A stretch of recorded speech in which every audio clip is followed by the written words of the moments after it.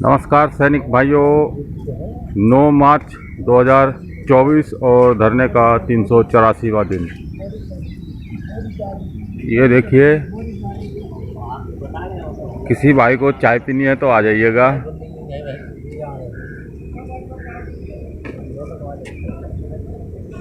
और ये जंतर मंतर का नज़ारा देखिए।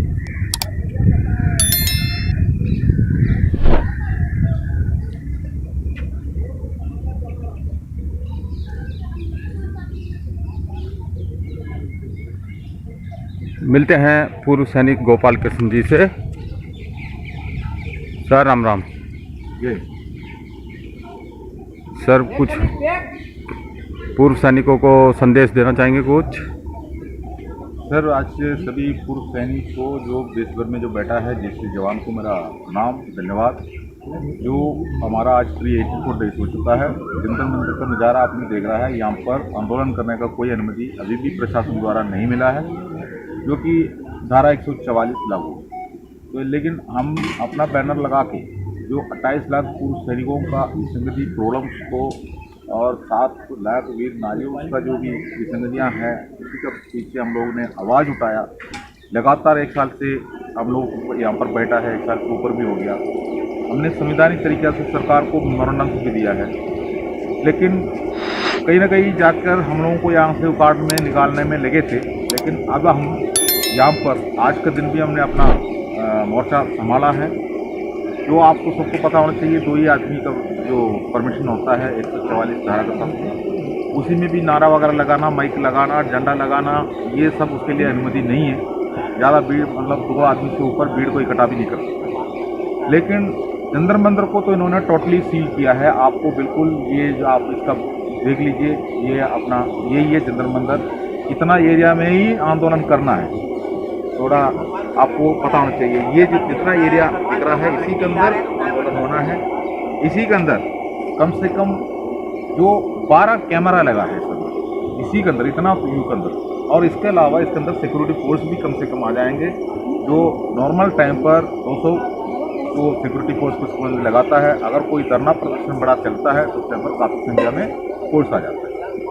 तो इसी के अंदर ये अंदर घुसने के लिए परमिशन चाहिए। तो हमें 2 आदमी का परमिशन है, हम उसको कर रहा है। वो परमिशन भी देने के लिए हमारा प्रशासन तैयार नहीं था। तो हो सकता है सरकार ने परमिशन देने के लिए दबाव लगाया होगा, बताया होगा। हम लोगों ने 144 धारा लगने के बावजूद भी हमने 3 मार्च को हम लोगों ने एक स्ट्राइक करके दिखाया। उस टाइम पर हमारा सरकार ने हमारे ऊपर लाठी बरसाने के लिए और गोलियां बरसाने के लिए एक एसडीएम का भी नियुक्ति किया गया है, जो कि उनका उस मोर्चा में सारे प्लानिंग थे, जो कि हम लोगों ने अपना चर्चा में हमने मना कर दिया। हमें नोटिस भी सौंपा हुआ था। तो हम लोग ने 144 का धारा का उल्लंघन, हमारा हाथ में कोई ऐसा कोई बैनर नहीं है, हमारे पास कोई झंडा नहीं है, हमने तिरंगा लगाया है और हमारा सबका सैनिक संघर्ष कमेटी का झंडा पकड़ा हुआ है। वो भी उसके अंदर धार्मिक का सूचना है। तो ऐसी झंडा लेकर हम लोग ने अपना जो धरना दिया। 3 तारीख की बात बता रहा हूँ। उसके बाद गिरफ्तारी हुआ, फिर शाम को रिहा किया गया और केस दर्ज करने वाला बात भी आ गया, जो कि हमको नोटिस रोकने के बाद भी हम लोग ने 144 धारा का उल्लंघन किया है करके बोला। तो हमारा जो नेतृत्व करने वाला हमारा कमेटी ने जो पहले से ही सरकार को मेमोरेंडम दिया, हमने यही कहा है, आप लोग गिरफ्तार करो, जेल में डालो, लाठी बरसाओ, कुछ भी करना कर लो, हम कोई जमानत तक लेने के लिए नहीं आएंगे। क्योंकि हम लोग 1 साल से ऊपर हो गए यहाँ पर बैठ के सरकार को संवैधानिक तरीक़ा से जगाया है। अगर आप चाहते हो हमने जो कर रहा है, पूर्व सैनिक जो कर रहा है, वो आपको देश विरोधी दिखाई दे रहा है, एंटी नेशनल दिखाई दे रहा है, तो आप कार्रवाई करिए, हम कोई जमानत लेने नहीं आए।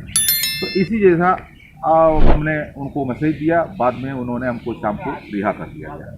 लेकिन हम कह रहा हूँ, जो वो तो ठीक है, वो तो प्रशासन का और सरकार का तरफ से जो रूलिंग है वो फॉलो हो जाता है, हम उसको एग्री करता है, विरोध भी करता है। ये सब नतीजा हम जानता है, बेल्ट में हम नौकरी करके आए हैं। और ऐसे भी है, हमारा सामने जो फोर्स खड़े हैं, एक टाइम पर हमारे शरीर में वर्दी थे, इसलिए हमको उसका बारे में भी जानकारी है। एक बात ये भी है, हमारा कुछ पूर्व सैनिक जो घरों में बैठा हुआ है, कल भी मैंने देखा एक व्हाट्सएप ग्रुप के अंदर एक ने लिखा है यार अभी 4% डीए सरकार ने दे दिया है, पूर्व सैनिकों के लिए जो मिल रहा सब मिल जाता है, उसका बावजूद भी जो ये लोग धरना दे रहा है, जो कि कोई ज़रूरत नहीं है, 4% डीए दे दिया। तो हम उस मान्य व्यक्ति को बताने, उसका फ़ोन नंबर भी मेरे पास है, उसका नाम भी मेरे पास है, उसको ग्रुप के बारे में मैं जानता हूँ, लेकिन वो कौन सा फौज में नौकरी करके आया है, कौन सा ट्रेड में नौकरी करके आया है, या अगर मान लो एयरफोर्स में किया हो, नेवी में किया हो, आर्मी में किया हो, ये हमें नहीं पता है, कौन सा ट्रेड में किया ये भी पता नहीं, सेवादारी करके आया हो ये भी पता नहीं, और दूसरे के लिए बात कर रहा है ये भी नहीं पता है। लेकिन उस मान्य व्यक्ति को मैं नहीं कहना चाह रहा हूँ, उसका नाम नहीं बता रहा हूँ, जो बंदा जो भी बोला हुआ है मलयालम भाषा में केरला से बोला हुआ है, मैं उनको ये कहना चाह रहा हूँ, अगर आप पूर्व सैनिक जरूर है, आज आप सैनिक थे तब आज पूर्व सैनिक, आज पूर्व सैनिक है तो हमने जो आपकी अपना पत्नी के लिए पति भी तो होगा, अपना बच्चों के लिए बाप भी तो होगा, अगर आप अपना माँ बाप के लिए अपना उनका बेटा भी हो, ठीक है, और आप अपना जो भाई बहनों के लिए भी आप कुछ ना कुछ है, लेकिन आप जाने के बाद, हमारा मृत्यु होने के बाद जो हमारा वाइफ को पेंशन मिलेगा, हमने जो ले रहा है उससे आधा, अगर हमारे जगह पर एक अफसर का मृत्यु हो जाता है उनको वाइफ को मिलेगा, वो आज जो ले रहा है उससे भी 10-20% ज़्यादा। तो आप टेबल देखो, सीपीसी से आया हुआ टेबल तो देखो, काम पर ये विसंगति निकला है। आप अपने घर पे बैठ के बोल रहे हो 4% डीए दे दिया, भैया 4% डीए तो जनवरी से जो लागू है, अभी जून में फिर 4% देंगे। हाँ सर, ये हमको ही नहीं मिला, पूर्व सैनिकों को नहीं मिला, ये पूरे पेंशनर्स को मिला, केंद्रीय कर्मचारियों और राज्य कर्मचारियों, बिल्कुल सभी को मिलता है।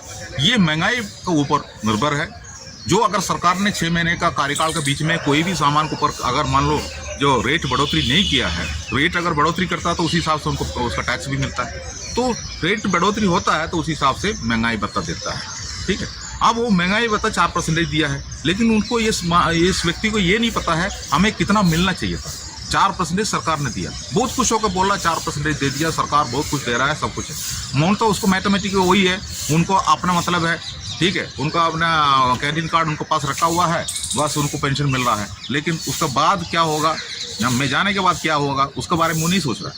तो इसी के लिए हम जिंदा रहते टाइम पर लड़ाई लड़ना है।